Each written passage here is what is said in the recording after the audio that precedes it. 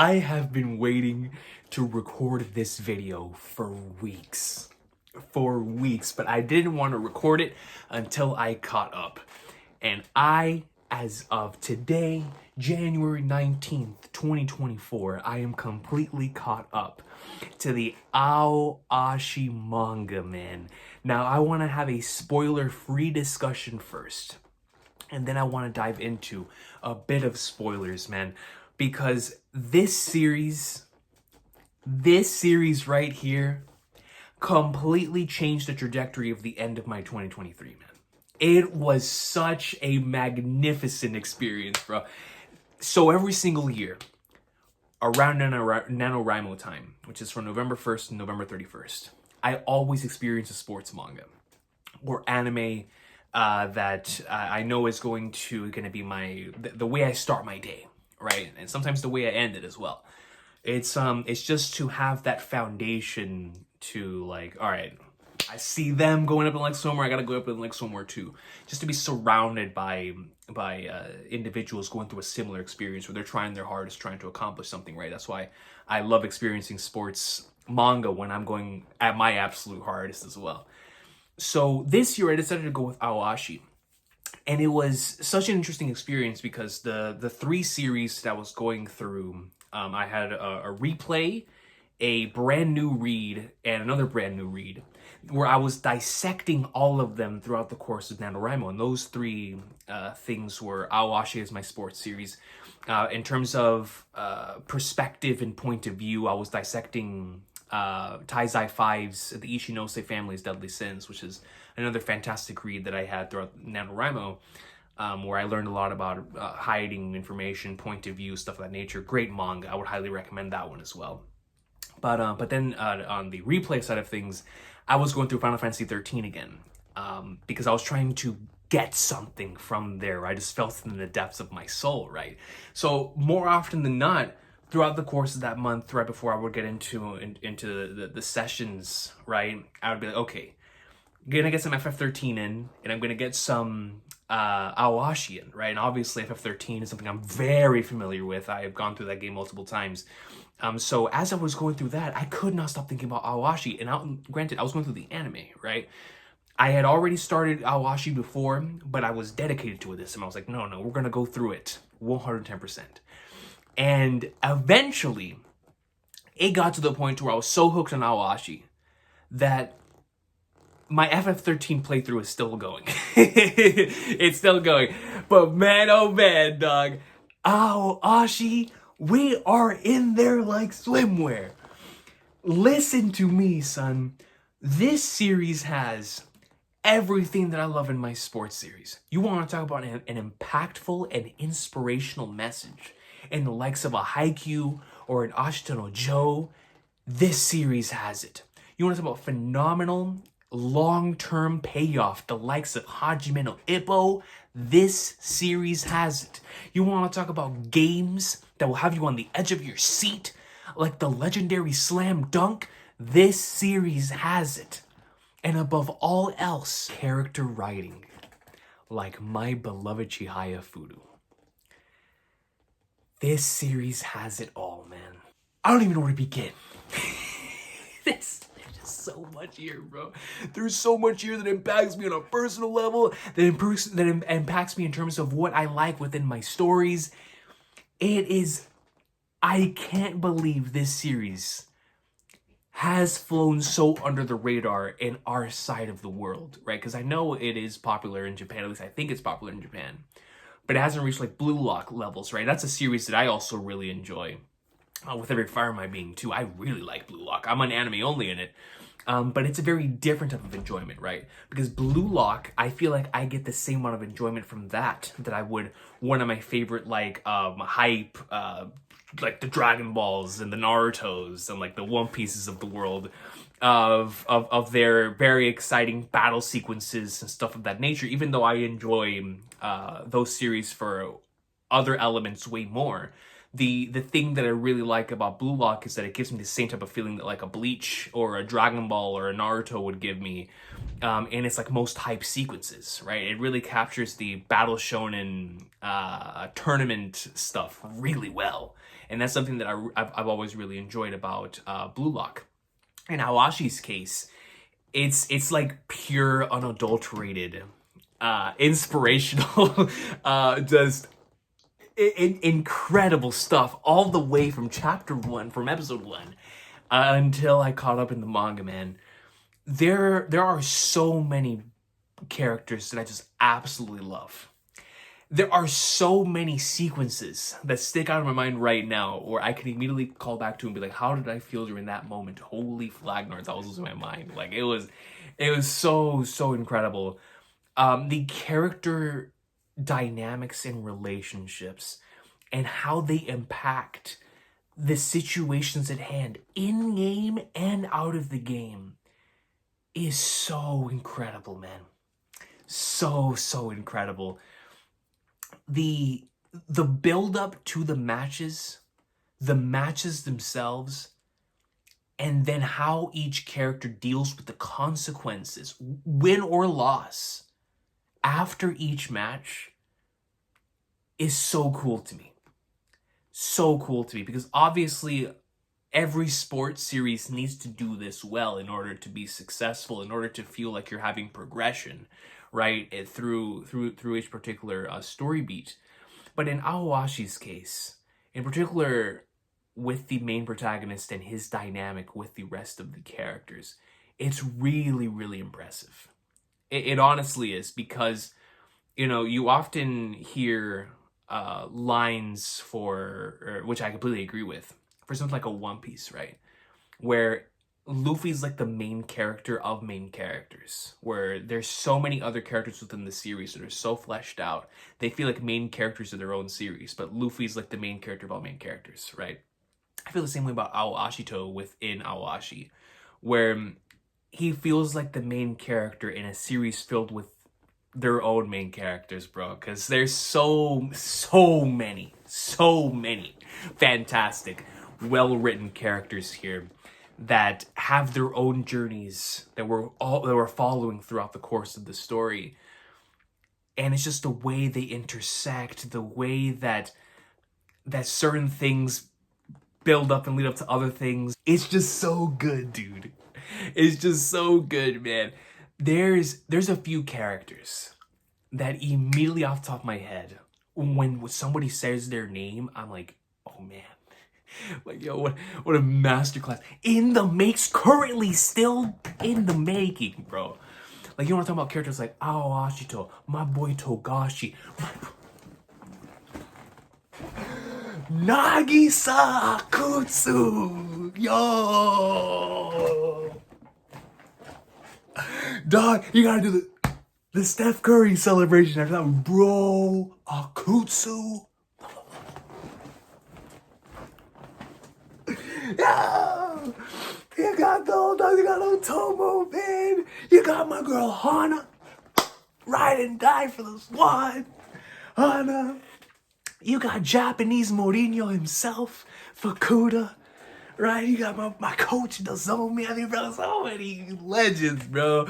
I rock Tachibana, rock with my dude Heavy. And it's like so many of these awesome characters. So many of these awesome characters.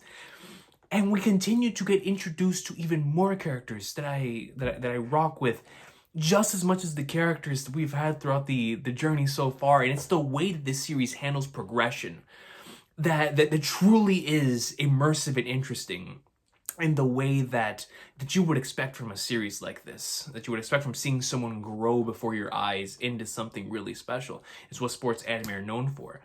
But in Awashi's case, it does this thing so well, where I'm like, oh, and now I have to get into spoiler territory. I'm gonna have to. Actually, no. Before I do that, I just wanna talk real quick on how this series handles the importance of learning and the euphoria that's felt whenever you learn a brand new skill, because that for me, I've never seen it done visually in the way this series does it.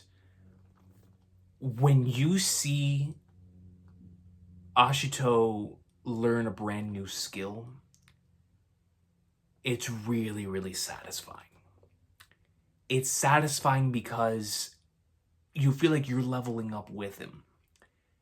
You understand his emotions, you understand what he went through to attain and learn this skill. And it's so realistic in the euphoria that's felt, not just in the moment of learning the skill, but also the immersion that follows, like the high that follows. Oh, I'm starting to connect this dot to this dot, and I'm starting to understand this and that in all types of ways. I'm not talking about on the field. I'm talking about ideas like outside of the field as well, or even in relationships. It's just so cool how this series handles learning in all aspects.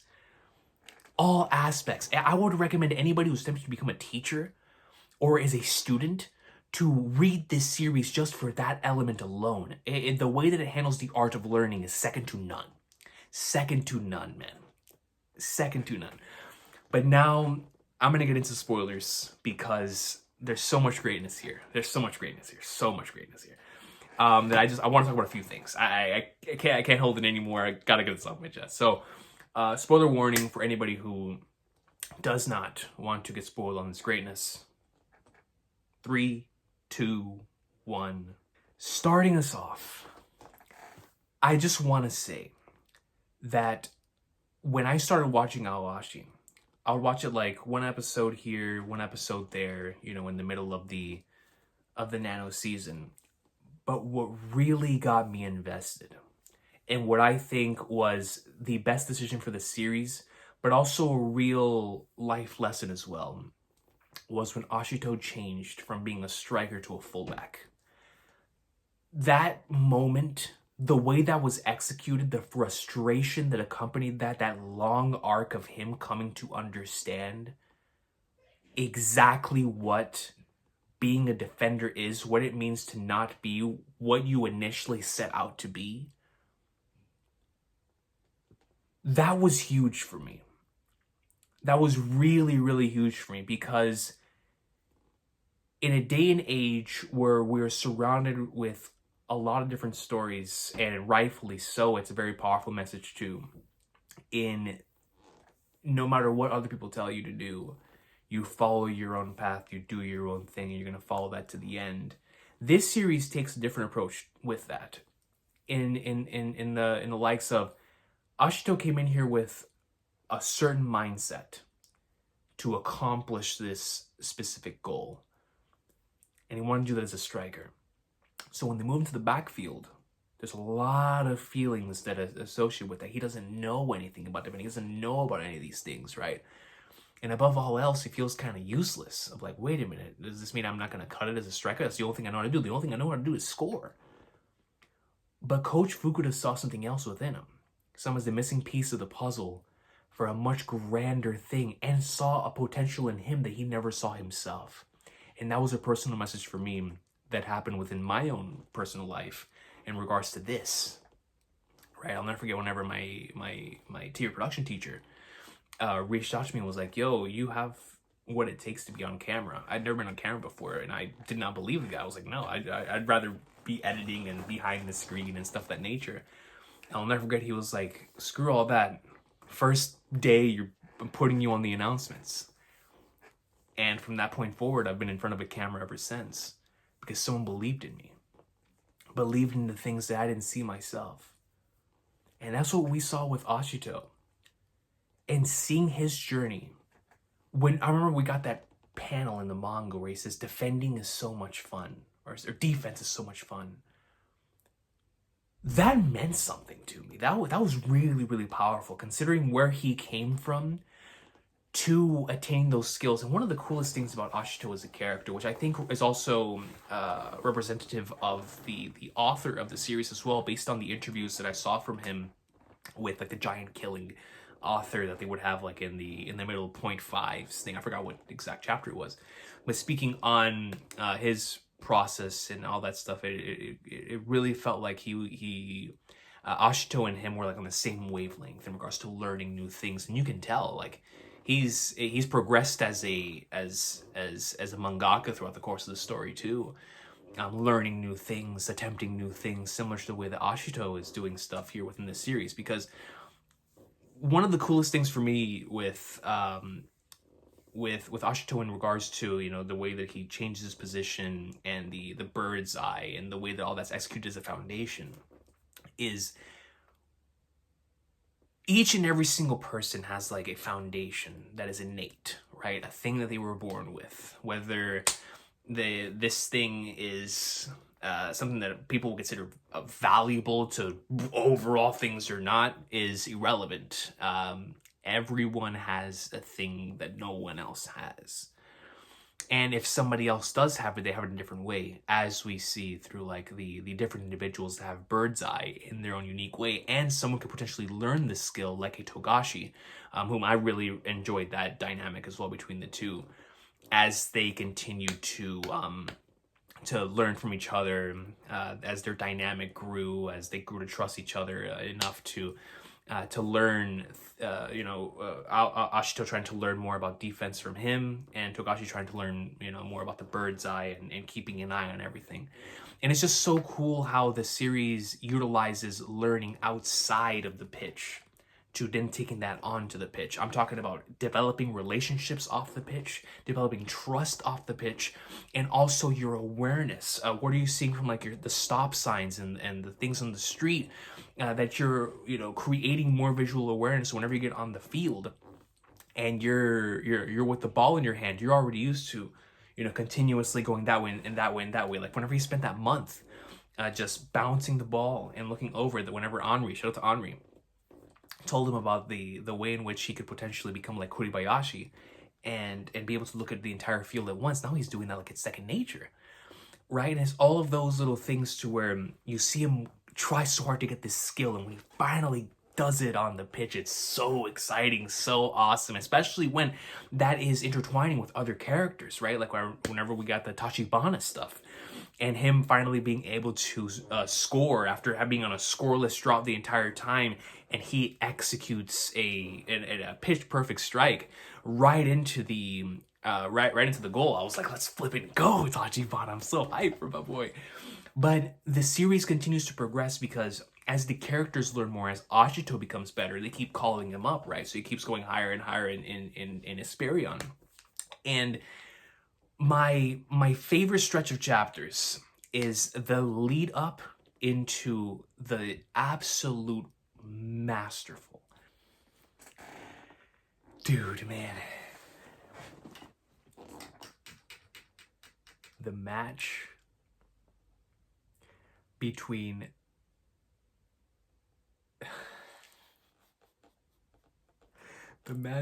Tokyo Hesperion and Aomori Seiden is one of the greatest matches I have ever seen in any sports series, because of everything that was building up to it. The entire series was building up to that match, with almost every single character on the pitch having some sort of stake in it. But no individuals had more leading into this from a long-term storytelling standpoint than Ashito and Akutsu. Those two characters in that match became all-timers. Oh man. There was a stretch from in the 270s to the 280s that was literally every chapter was just peak. It was just nonstop, absolute peak fiction. Nonstop. Bro, the I am Nagisa Akutsu panel. Oh, peak. One of the greatest, one of the all-time great moments, man. I was losing it. And just seeing the way in which that match went out, went about all the way to the very end. It was just everything about it. The parallels to the beginning of the series, whenever he initially makes fun of him for his mom's for his mom not being able to buy him new shoes, to him looking at Ashito's shoes after the match and be like, yo, nice shoes, man. Nice shoes, just showing the character progression and the difference in their relationship from the beginning of the series till now, man. It was just so beautiful, dude. All of it, bro. The way in which they built up the characters coming off of the international play, the way that they kept losing going into this match, the retirement, so everything that built into that match. That made it so special for every character involved. You felt like everybody, like the entire thing was built into this, like it was its own mini Marineford, and it executed on such a high level, man. That after that we went on that stretch of like slice of life chapters and the incredible flashback for our boy Fukuda Tatsuya, the manager, and the Hana flashback, and that section was so cool for me as someone that comes from a Spanish speaking country. Seeing how much the incredible level of detail I was putting into that, and not only that, the way they keep hyping up Barcelona, and we're currently in the match with Barcelona, but the way they hyped up Barcelona and the league and what they're currently doing with Damien Kent and Kuribayashi and stuff. It's just the series only continues to get better as we get further into the world, and the sky is the limit, because it truly does feel like the series only gets better. And if it has a Haikyuu-like climb where it literally is just an uphill thing where every match is better than the last, or every single thing in the series just continues to get better and better and better from a character standpoint, the matches, the everything, we're looking at an all-timer here. And it really was that, because I was really enjoying it, but it was that Aomori Seidan stretch where I was like, nah, this is real, like peak stuff right here, man. I'm not only floored by how immersed I am in this situation and in this match and in this moment, but it's also seeing how everything seamlessly came together, as if the individual writing this had everything planned out from the start. And it was just, the way that it was executed was brilliant. And it's just, it was another one of those situations when I finished, I couldn't believe that the series was weekly. I couldn't believe it. That's just how masterful everything was. I felt like the person had gone through like 6 revisions to make everything, come out as picture perfect as it did. But there was a clear vision in mind, clear thing that was in mind. And although I'm sure, just like any other creative, things must have changed along the way, and he adjusted accordingly. But by the time we got to the finished image at the end of that match, I was like, wow. What a masterful journey we've been on with these characters at this point. And now we just continue to get even higher with our beloved squad as we head up to the Worlds and continue to see what is truly out there for our squad and for the opponents we're going to be facing. And this match that we've been in so far has been incredible. So I can't wait for more Ashi. I couldn't wait to come on here and talk about this, because it was just such a personal series, something that really impacted me on multiple different levels, where like my entire mindset would change after reading a chapter, and I would go into and attack that day differently. Specifically when it comes to the learning stuff, there was I felt like I finally found a series that explored the art of learning and the craft that you're pursuing, and the euphoria and the high that accompanies that, like I said earlier, as well as small stuff like Ashito wanting to remain at that peak where he feels like he's at his peak and he doesn't want anyone to bother him in that state. I really resonated with that, and the consequences that come with that whenever you're saying no to opportunities with relationships with people you really care about, in the same way that he had with Hana, right? And the way that he had to come back down to earth after that, I really felt that as someone who's gone through that personally. And that's why that moment later on, after the flashback, whenever Hana tells him the reason why he's doing all this was just because she loves him. And that was such a powerful page to me, because that was one of my favorite parts about the entire series to begin with, was their relationship and the way they would grow and regress and progress and regress, right? And continue to evolve with those two characters. But whenever we got to that particular sequence, and I'm loving what they're doing with Togashi and Henri as well, but with Hana and Ashito, it really felt like she was the backbone of his progress and everything that he was going for. So to have that happen before the Barcelona match, specifically with everything that was happening, he was already feeling so conflicted when she said that she was going to move to Spain in order to pursue the foreign language and attempt to get better at that so that she can, pursue the sports training and stuff of that nature. It's just and sports nutrition. It was just once again so much detail placed into the build up that whenever you start seeing it being executed at such a high level, it's just brilliant. And I love this series. I love this series. Of course, sports anime is like my weakness. Even the ones that aren't as highly regarded, I still love just because of the concept, the ideas, seeing things on the field. But when it's done at a high level like this, when I get to invite another series into my all-time favorites, the Chihaya Furus, the Hajime no Ippos, the Ashi no Joes, the Slam Dunks, right? These series that I hold in such high regard. When I get to add another one to that list of greatness, it's always a good feeling. And Awashi, without question, is an all-time favorite. I can't wait to continue the journey. And if there's anyone out there who has read this magnificent series, let me know in the comments down below, because I'm looking forward to seeing what other people have to say and how they feel about this awesome series. Thanks so much for watching. Take care. Never forget the name, Nagisa Akutsu. That's that man. That's that man, yo.